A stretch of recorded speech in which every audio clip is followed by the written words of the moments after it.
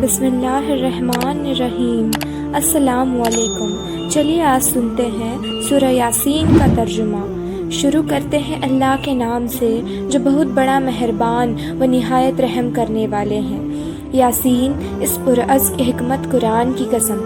اے رسول، تم بلا شک یقینی پیغمبروں میں سے ہو اور دین کے بالکل سیدھے راستے پر ثابت قدم ہو، جو بڑے مہربان اور غالب خدا کا نازل کیا ہوا ہے، تاکہ تم ان لوگوں کو عذاب خدا سے ڈراؤ جن کے باپ دادا تم سے پہلے کسی پیغمبر سے ڈرائے نہیں گئے، تو وہ دین سے بالکل بے خبر ہیں۔ ان میں اکثر تو عذاب کی باتیں یقیناً بالکل ٹھیک پوری اترے، یہ لوگ تو ایمان لائیں گے نہیں۔ ہم نے ان کی گردنوں میں بھاری بھاری لوہے کے توق ڈال دیے ہیں اور ٹھڈیوں تک پہنچے ہوئے ہیں کہ وہ گردنیں اٹھائے ہوئے ہیں، سر جھکا نہیں سکتے۔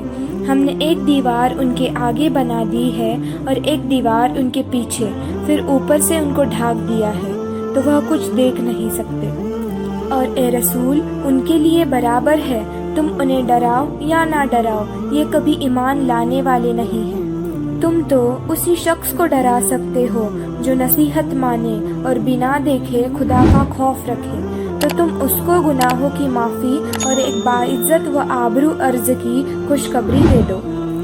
ہم ہی یقیناً مردوں کو زندہ کرتے ہیں اور جو کچھ لوگ پہلے کر چکے ہیں ان کو اور ان کی اچھی یا بری باقی نشانیوں کو لکھتے جاتے ہیں، اور ہم نے ہر چیز کا ایک صریح و روشن پیشوا میں گھر کیا ہے۔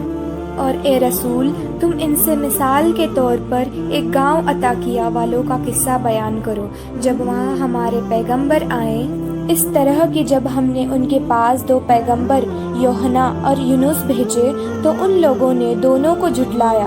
جب ہم نے ایک تیسرے پیغمبر شمعون سے ان دونوں کو مدد دی تو ان تینوں نے کہا کہ ہم تمہارے پاس خدا کے بھیجے ہوئے آئے ہیں۔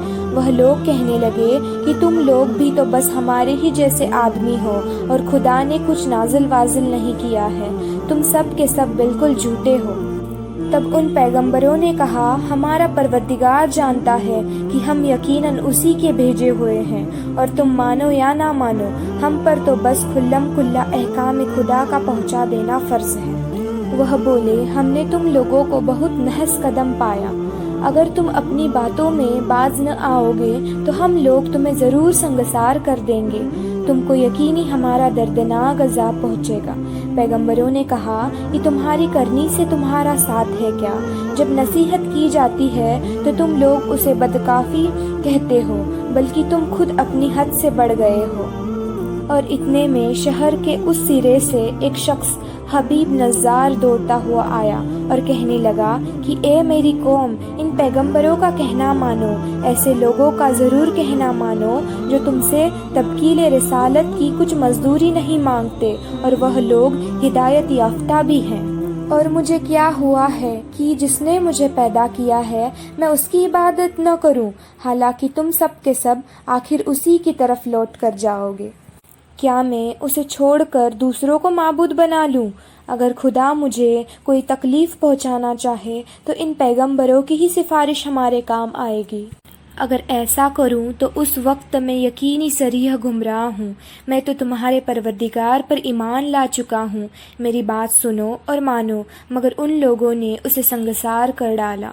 تب اسے خدا کا حکم ہوا کہ بہشت میں جا۔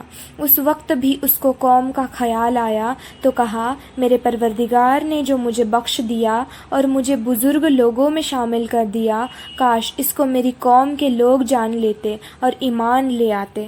اور ہم نے اس کے مرنے کے بعد اس کی قوم پر ان کی تباہی کے لیے نہ آسمان سے کوئی لشکر اتارا، نہ ہم کبھی اتنی سی بات کے لیے لشکر اتارنے والے تھے۔ وہ تو صرف ایک چنگاڑ تھی جو کر دی گئی بس، پھر تو وہ فوراً چراغ سحری کی طرح بجھ کے رہ گئے۔ ہے افسوس بندوں کے حال پر کہ کبھی ان کے پاس ہم نے ان سے پہلے کتنی امتوں کو ہلاک کر ڈالا، اور وہ لوگ ان کے پاس ہرگز پلٹ کر نہیں آ سکتے۔ ہاں، البتہ سب کے سب اکٹھا ہماری بارگاہ میں حاضر کیے جائیں گے، اور ان کے سمجھنے کے لیے میری قدرت کا ایک ہی نشانی مردہ زمین ہے۔ ہم نے اس کو پانی سے زندہ کر دیا اور ہم ہی نے اس سے دانہ نکالا تو اسے یہ لوگ کھایا کرتے ہیں۔ اور ہم ہی نے زمین میں چھواروں کے باغ لگائے اور ہم ہی نے اس میں سے پانی کے چشمے جاری کیے تاکہ لوگ ان کے پھل کھائے، اور ان کے ہاتھوں نے اسے نہیں بنایا بلکہ خدا نے اسے بنایا، تو کیا لوگ اس پر بھی شکر نہیں کرتے؟ وہ ہر عیب سے پاک صاف ہے جس نے زمین سے اگنے والی چیزوں اور خود ان لوگوں کے اور ان چیزوں کی انہیں خبر نہیں، سب کے ہم نے جوڑے پیدا کیے ہیں۔